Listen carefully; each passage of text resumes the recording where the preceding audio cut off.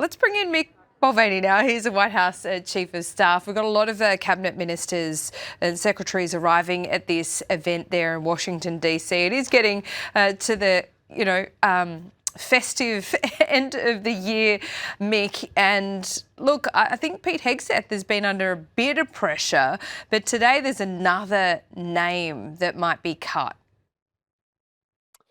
Yeah, keep in mind, Donald Trump doesn't like bad headlines, and Pete Hegseth has provided a good many bad headlines in the last couple of weeks, which is one of the reasons people have started to wonder whether or not his job is at risk. But the new name today is Kristi Noem, which kind of surprises me because DHS, our Department of Homeland Security, which she chairs, she's the Secretary of Homeland Security, has been in charge of the immigration plans, which is actually, I think, doing exactly what the administration wants to do. The crossings at our southern border have gone to nearly zero. So I'm not really sure why the attention is on Kristi Noem, other than just generally right now, I think the White House is looking for new narratives. They're looking for new stories. They don't have a really good message yet on the economy.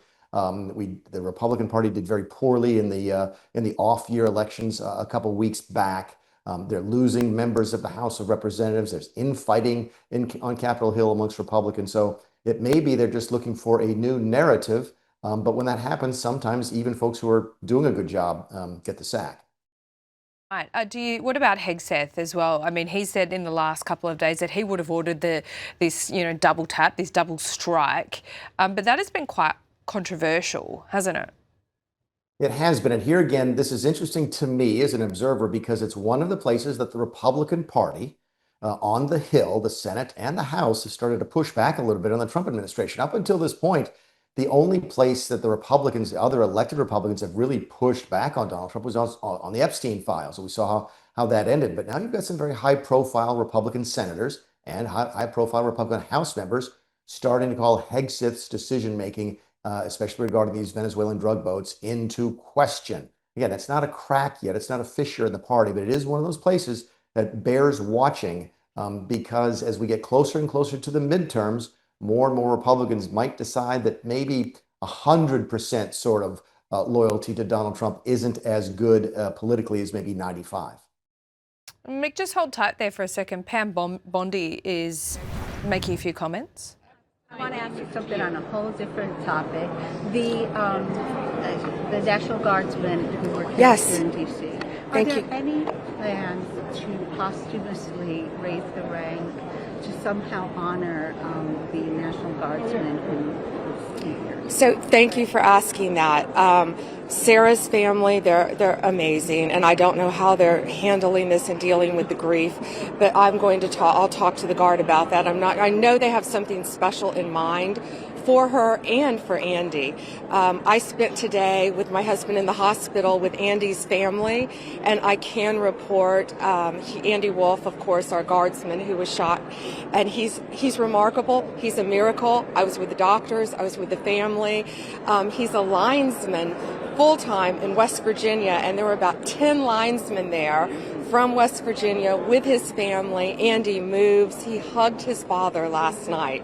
So he is making remarkable strides, and when he gets a little better, we're going to have him move to Walter Reed for his therapy, and hopefully he will be making a full recovery. So thank you for asking about them, and please pray for Sarah's family, and please pray for Melody and Jason Wolf and Andy's sister and brother and niece and all of his friends. Power prayer. Thank you all.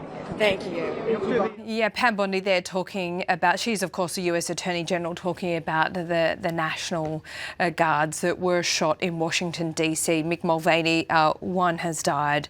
Of course, we brought that to our viewers last week, another still in a critical condition. This has been one of those moments, I think, in D.C. but around the country that has been not entirely a divisive moment, but it's certainly been one that Trump has used to turn up the volume on immigration, right? You probably can't blame him. I mean, this is an extraordinarily unusual circumstance. This was the alleged assailant, the alleged murderer now, supposedly worked with us in Afghanistan, fought on our side against the Taliban, and came to the United States under a program designed to to make sure that people who were at risk if they stayed because of their closeness to us, they allow them to come to the United States. So these are supposed to be the very best of the best.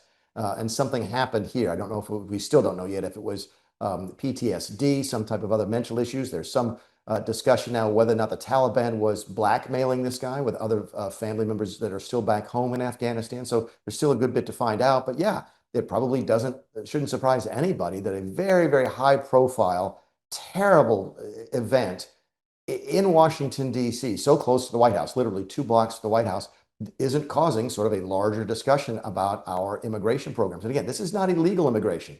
This was legal immigration. So much of what we talk about, Laura, is what's happening on the southern border, people coming in the country illegally. That's not this. This is an entirely different conversation. And yeah, it's not going to end. There's going to be a lot of focus on this particular event, and I think rightly so.